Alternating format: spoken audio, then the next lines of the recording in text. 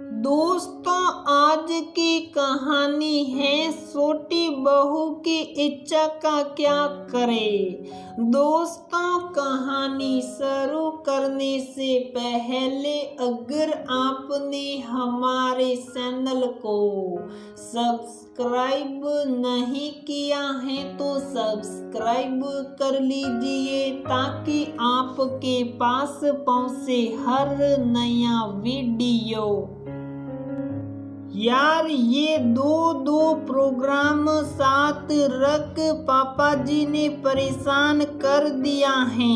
एक तरफ ननद की शादी तो दूसरी तरफ जेठानी जी के बेटे का जनेऊ, दोनों काम साथ में। मेरी तो बैंड बज गई है।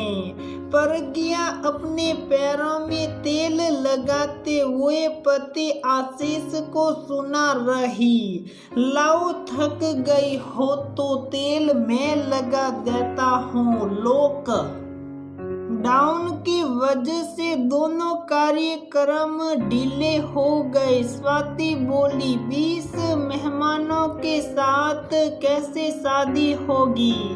20 तो मेरी सहेलियां ही हो जाएगी। सुलभा भाभी को भी जनेऊ संस्कार में अपने मायके वालों को बुलाने की इच्छा है, तभी दोनों कार्यक्रम साथ रख दिए संयुक्त परिवार में, ताकि सबकी इच्छा का मान रखना होता है। आशीष बोल के प्रज्ञा को पैर के तलवों में तेल की मालिश करने लगा। हाँ जी, करो, सबकी इच्छाएं पूरी। बाकी छोटी बहू की इच्छा का क्या, वो तो काम कर कर के मर रही। प्रज्ञा मन ही मन बुद्ध बुदाई। आशीष शांत स्वभाव का व्यक्तित्व था। अपने माता पिता, बड़े भाई भाभी को बहुत सम्मान देता था। आनंद जी का बड़ा ही प्रेम प्यार और आपसी समझ वाला संयुक्त परिवार था। आशीष की शादी के बाद प्रज्ञा ने महसूस किया कि उसकी शादी होते ही बड़े भैया भाभी जिम्मेदारियों से मुक्त हो गए हैं। घर के छोटे बड़े कामों को आशीष और प्रज्ञा पर डाल दिया जाता। स्वाति अब मेहमान हैं, ये सोचकर काम में हाथ नहीं बटाती। बड़ी भाभी को ऑस्टियोपोरोसिस की शिकायत है। सास ठहरी शुगर पेशेंट। प्रज्ञा कई बार बहुत चिड़चिड़ा जाती, पर आशीष के प्यार के आगे वो गुस्सा पी जाती। आनंद निवास में जोर शोर से तैयारियां शुरू हो गई। 3 दिन कार्यक्रम था। स्वाति की हल्दी का कार्यक्रम जनेऊ के बाद रखा गया। मेहमानों के साथ साथ घर में रौनक बढ़ने लगी। अगले दिन संगीत और अन्य रिवाज। अंतिम दिन बारात, स्वागत, विवाह और विदाई। बड़ी भाभी अपने मायके वालों में लगी हुई और स्वाति आधा टाइम पार्लर वाली के साथ और आधा टाइम अपने दुल्हे मियाँ के साथ फोन पर। चारों तरफ मेहमानों से भरा घर और सबके मुंह में एक ही नाम, प्रज्ञा बहू। अरे छोटी बहू, प्रज्ञा की जान को आफत हो गई। प्रज्ञा के पैरों और कमर में दर्द हो गया। अब उसके मन में कोई खुशी बाकी नहीं थी। वो सिर्फ ये 3 दिन सुख से निकल जाए इसकी कामना करने लगी। प्रज्ञा को आशीष पर दया आ रही। हर घर में जिम्मेदार व्यक्ति ही फंसता। सब मिलजुल कर काम करे तो किस एक पर इतना दबाव भी ना आए। मेहंदी वाली रात प्रज्ञा आशीष का इंतजार कर कर सो गई। आहट से आंख खुली तो आशीष अपने पैरों में सालों पर क्रीम लगा रहा। सुनो, हर बात की कोई सीमा होती है। जरूरत से ज्यादा अच्छाई भी सौट देती है। देखो, आपको अपनी अच्छाई की सजा मिल रही।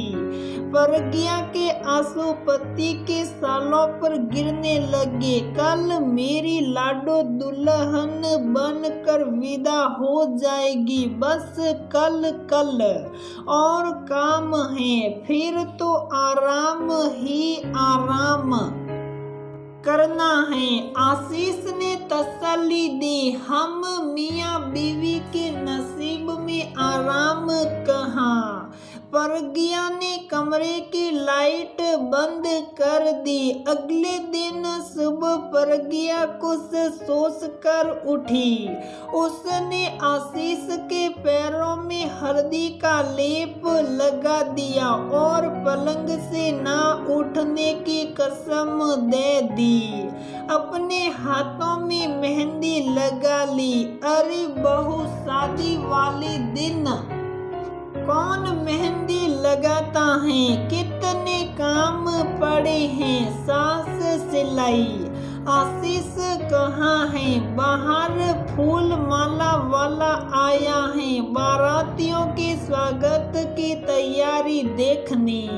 वो अब तक कमरे से बाहर क्यों नहीं आया? बड़े भैया चिल्लाए। माताजी, आप, स्वाति भाभी, बुआ, काकी, सासी सब लोग पार्लर वाली से मेहंदी लगवा ली। आपको एक बार भी मैं याद नहीं आई। मैंने देखा सबको मेहंदी लग गई। पार्लर वाली चली गई। मुझे जब समय मिला तब मैंने खुद से लगा ली। प्रज्ञा ने स्पष्ट कर दिया। बड़ी भाभी को गुस्सा तो बहुत आया, पर घर में मेहमान कुछ बोल नहीं आई। बड़े भैया रात को इनको सालों में बहुत तकलीफ थी, सो मैंने एक आयुर्वेदिक लेप बना लगा दिया है। 3-4 घंटों में फिर चलने लगेंगे, पर भागदौड़ नहीं कर पाएंगे। प्रज्ञा की बात सुन बड़े भैया भी समझ गए। अब बच्चे कुछ काम उन्हें खुद ही निपटाने होंगे। 2-3 घंटों में ही बड़े भैया भाभी की हिम्मत जवाब दे गई।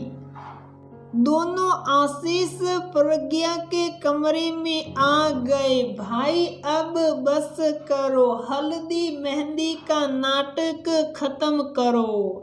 घर में मेहमान हैं, शाम को बारात आने वाली है। शिकवे शिकायत फिर किसी दिन कर लेना, हम अकेले कब तक करें। हमारी हिम्मत जवाब दे गई है। संयुक्त परिवार का मतलब रुट कर बैठ जाना नहीं, सबका मिलजुल कर काम करना होता है। कैसे तुम दोनों सब काम हम पर छोड़ कमरे में आराम कर रहे। बड़ी भाभी अपने घुटनों को दबाती हुई बरस पड़ी। भाभी, यही तो समझाना था, कोई अकेले कब तक करेगा। संयुक्त परिवार का मतलब मिलजुल कर काम करना होता है। प्रज्ञा ने आत्मविश्वास से कहा। आशीष खड़ा हुआ। भैया भाभी माफ करना, प्रज्ञा ने कसम में बांध दिया, नहीं तो ये गुस्ताखी कभी नहीं होती। नहीं भाई, तू तो कलयुग का लक्ष्मण है। तेरी पत्नी नहीं समझाती तो हमें समझ ही नहीं आता। हम दोनों शर्मिंदा हैं, अकेले काम किया। तब ही तुम दोनों की पीड़ा समझ आई। चल तैयार हो जा, बहन की डोली जो उठानी है। बड़े भैया ने आशीष के कंधे पर हाथ रखा और दोनों भाई एक साथ कमरे से निकले। प्रज्ञा भी मेहंदी साफ कर बड़ी भाभी के साथ शादी के दूसरे कामों में लग गई। सही मायनों में आनंद निवास में अब रौनक छाई है, जब घर के सदस्यों के मन में आपसी मन मुटाव खत्म। घर के बेटे और बहुओं के हिस्से बंटी और हुई जिम्मेदारियां और चेहरे पर लंबी और सच्ची मुस्कान है।